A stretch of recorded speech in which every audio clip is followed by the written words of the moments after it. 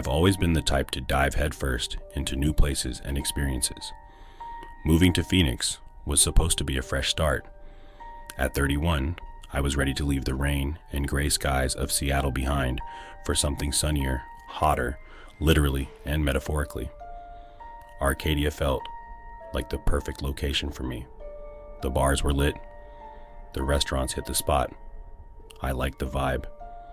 It checked all my boxes. In Seattle, I use dating apps. More than enough, I can't lie. Let's be real. I'm a serial dater. But hey, I feel like I'm the catch. Long brown hair, and yes, pair of green eyes that tend to get me what I want.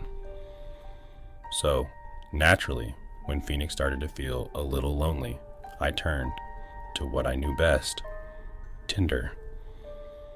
At first, it was the same old game. Shirtless dudes, copy and paste bios, guys who thought they were way funnier than they actually were. I swiped left so much, I thought my thumb broke off. But alas, one of them made the cut. His name was Nate. 6'3". The man had a full beard and blue eyes. He was a walking red flag. That was my type at the time. I think we matched. 3 minutes later, he sent me a message. Hey, Selena. New to town, huh? Let me show you around. Such a player. I know, but exactly my type.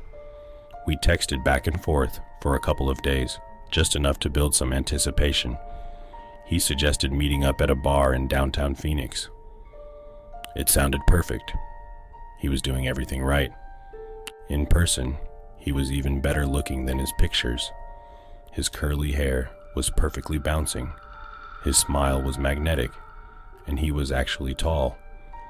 You're even prettier in person, he said, his voice smooth. The night started perfectly. We ordered drinks, laughed about awkward Tinder dates, and shared stories about our lives. He told me he'd recently moved to Phoenix too, for a career change, though he didn't go into much detail. I didn't press. It wasn't like I was interrogating him for marriage potential.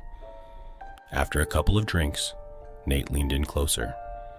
We can go soon. I know a great view of the city. It sounded romantic, and after the way he'd been looking at me all night, I wasn't ready to say goodbye just yet. We ended up at Papago Park, near the famous Red Rocks. Nate parked his truck and suggested we sit in the bed to enjoy the view. I climbed up feeling the cool desert air against my skin and leaned back on my hands.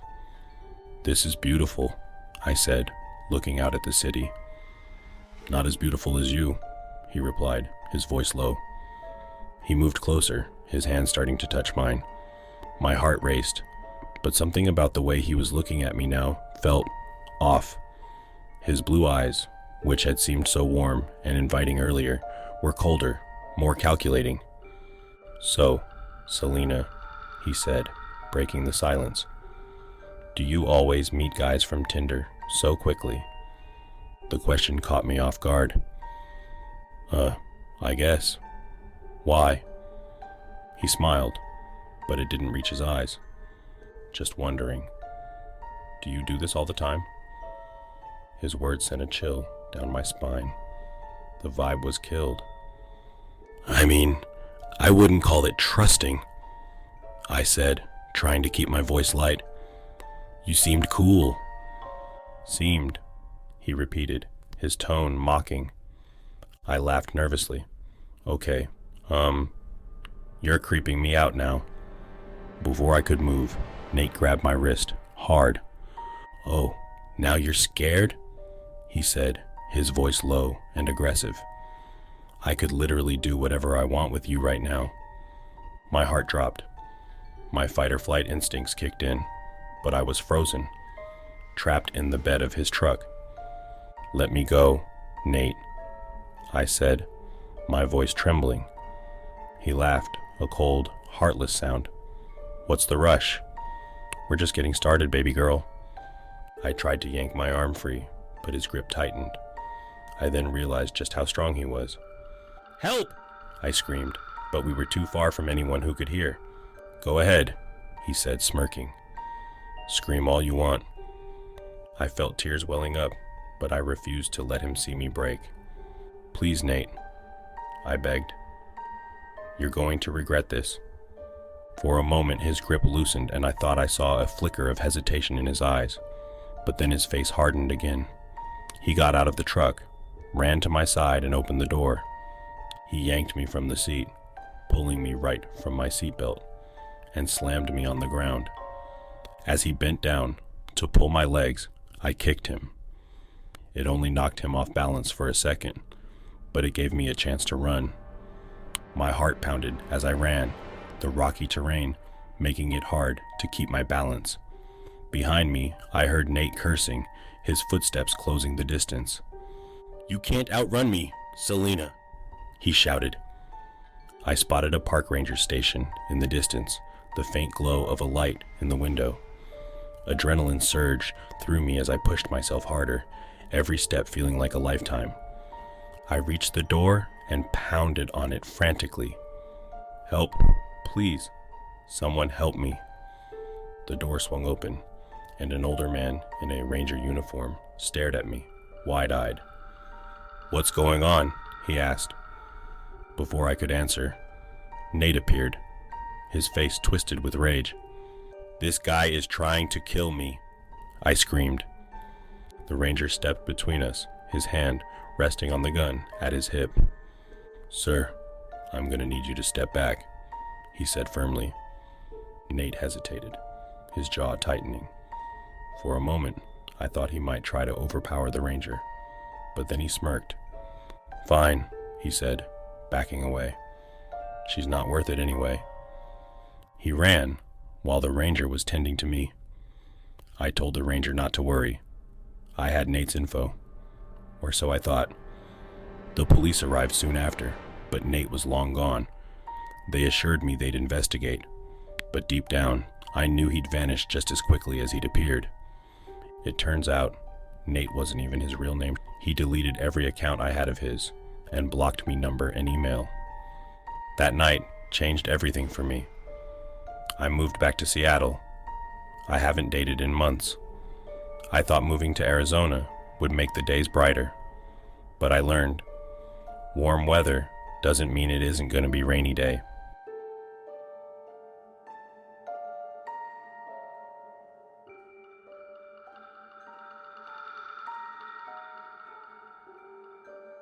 My name's Dylan. I'm 28, decently good looking. At least I like to think so. Life's been complicated lately. I've been through yet another breakup with my ex Kayla. We've always had this on again, off again thing, but this time, it feels final. I caught her cheating, and trust, that's something I don't have in abundance anymore. It left a hollow feeling in my chest, one that I thought maybe, just maybe, I could fill with someone new. So, like every other guy these days, I turned to dating apps. Hinge, Bumble, and Tinder. I'd heard Tinder was sketchy, sure, but it also seemed to offer what I needed right now. No strings, no drama, just some good old-fashioned fun. Something easy. I wasn't looking for love, just a distraction and a little get back at Kayla. I set up my profile late one night, using my best pictures, ones where I looked chill, confident, and swaggy. I listed just enough about myself to seem interesting, but not too serious. TSA security, avid hiker, Northwest living, love coffee, and deep conversations. Some BS, I know, but it gets the job done. I swiped left more times than I could count, until boom, her name was Alyssa, and her profile was almost too good to be true. Blonde, big brown doll eyes, perfect teeth, and of course, the body was banging. Her bio said something like, "Looking for someone who can keep up." Kinda thoughty, I know, but I was thirsty. F it, I thought. Then I swiped right. About 3 days later, I checked my phone, and what do you know? We not only matched, She messaged first. Hey Dylan, you might just be my speed. Not going to lie. I was stoked as hell. Girls rarely message first. But like I said, this was Tinder. Her replies were fast and flirty. She seemed to know how to keep the conversation flowing without oversharing. All red flags. I know. After an hour of chatting, she suggested we move to Snapchat. I don't like texting on here, she said. Snapchat feels more personal. I hesitated. Tinder bots always want to talk on Snap, but I told myself I was being paranoid. Her profile looked legit. I'm not a rookie. I added her. Her Bitmoji made it look real, and almost immediately she started snapping me. Just quick shots of her face, blurry filters, and a playful, "What are you up to?" I felt a spark, like maybe I'd stumbled onto something good, for once. But then things started to get interesting. The snaps became more naughty. Alyssa started sending me pictures that were zoomed in, just her lips or a hint of her braless. I was ready to make a move. You going to shoot your shot? She sent with a winking emoji. Where are you at right now? The question didn't seem odd at first. I sent her a snap of my living room, dimly lit by my TV. Just at home. What about you? I'm close by, actually, she replied. Want to hang out? Weird. How? That was fast. Too fast. But I wasn't thinking clearly. The idea of getting a little action sounded too good. I hesitated, though. Where are you? I asked. She sent a snap of a street corner. It wasn't far, only a few blocks away. That's when I started noticing little things. Her responses felt slightly off, like they were designed to keep me hooked rather than actually connecting. When I asked her questions about herself, her answers were vague and just off. But it was late, and I was lonely. I gave her my address. I'm a big guy. I can handle myself. The moment I hit send, a chill ran down my spine, though. I couldn't explain it, but something about her sudden eagerness felt wrong. I tried to shake it off. Relax, my boy, I muttered to myself. You're bugging out. Guys do this all the time. But then I got another snap. Not from her, but a random username I didn't recognize. It was a photo of my apartment building. The caption read, "Nice place, LOL." My heart stopped. I stared at the screen. Oh hell no. Before I could reply, another snap came through. This one was darker, grainier. It showed the view of my living room window from outside. I froze. My blinds were open. Slowly, I turned my head toward the window. Nothing. Just the faint glow of the street lamp outside. Someone was messing with me. And it wasn't funny. I snapped Alyssa. Is this you? Why are you playing? Half hoping she actually was playing because I was getting low-key scared. No response. Then another snap came through from the random account. This time, it was a close-up of my front door. The caption, "Let me in. Daddy." That's it. I grabbed my phone and called 911. My voice was shaking as I told the operator what was happening. Stay on the line, okay? She said. Officers are on their way. I hung up and locked every door and window in my apartment. Then I grabbed the biggest kitchen knife and backed into the corner of my living room, heart pounding in my chest. The snaps kept coming. One showed the hallway outside my apartment. Another showed the number on my door. Then, 3 loud knocks. "Dylan, open up!" a voice called. It wasn't Alyssa's voice. It was deep, rough, and male. I stayed silent, clutching the knife so tightly my knuckles hurt. The doorknob rattled, then stopped. A minute passed, then another. Finally, I heard the faint sound of footsteps retreating down the hall. When the cops arrived, they found no one. The only thing they discovered was a discarded phone at the end of the hallway, its screen shattered. I deleted Tinder that night, along with every other dating app. I don't know who Alyssa really was, or what they wanted. But I do know one thing. I'll never trust someone I meet online again. People are weird. I guess I'll have to meet someone organically. Shaking my head.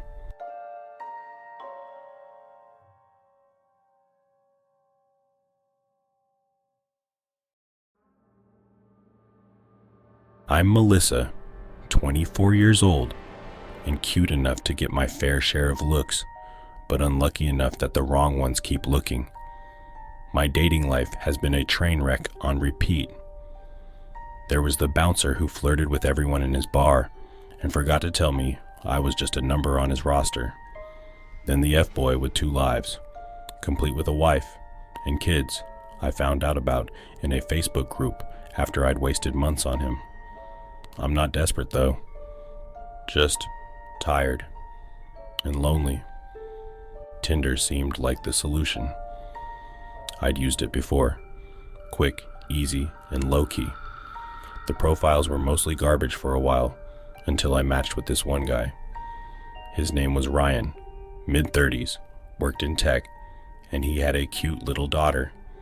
It didn't hurt that he was good looking. For weeks, we texted and talked on the phone. When he finally asked me out, I played it cool, like I hadn't been waiting for this. But I was also cautious. So I decided to bring backup, my best friend Tori. She's my exact opposite. She's a fighter and does not hold her tongue.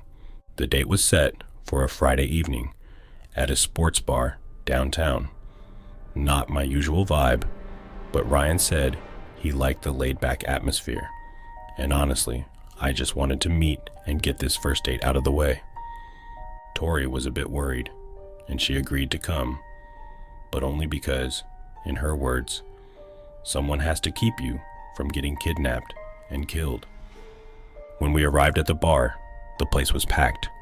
We grabbed a booth near the back, and I texted him to let him know we'd arrived. He replied almost instantly, "Be there in 5. Tori kept her eyes peeled while I fidgeted with my drink. What if he's not as good looking in person? I joked, trying to calm my nerves but being kind of serious. Then I'll tell him to his face, she said, deadpan. 5 minutes turned into 10, then 15. No sign of Ryan. I texted him again. Here, just looking for parking. Tori rolled her eyes. Classic excuse. He's probably ghosting you. But then something weird happened. A bartender approached our table and handed me a drink I didn't order. From the guy at the end of the bar, he said, nodding toward a guy sitting in the back corner. I squinted, but I couldn't see his face. Ryan, I mouthed, raising the drink slightly. The figure nodded and waved, but something about the motion felt not right. Melissa, don't drink that, Tori hissed.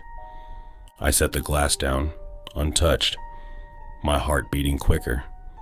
Why wasn't he coming over? Let's go talk to him, I said, standing up. Tori grabbed my arm. Wait, think this through. Why would he send a drink instead of just coming over? What if it's not him? I hesitated, but sat.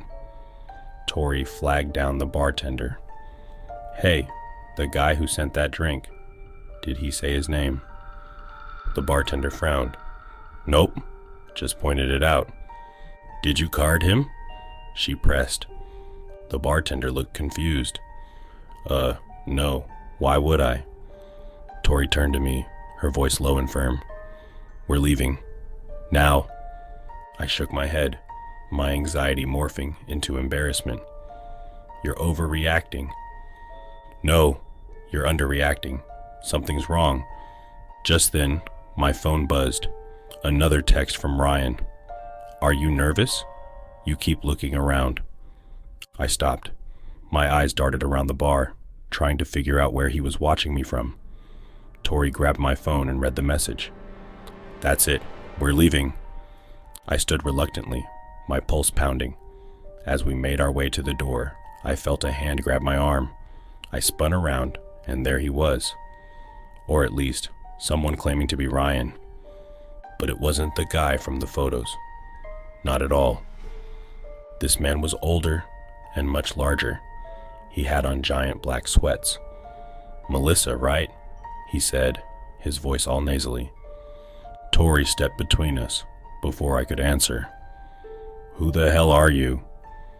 I'm Ryan, he said, his awkward smile fading. Nice to finally meet you. Tori was shocked and staring at him. He started getting red in the face and visibly upset. Don't be rude. We've been talking for weeks. Tori didn't hesitate. She swung her purse and smacked his head, then yanked me toward the door. We didn't stop running until we were a block away. Tori lecturing me the whole time. Safe to say I deleted Tinder that night and will never be swiping anywhere on any app. Ever. Again.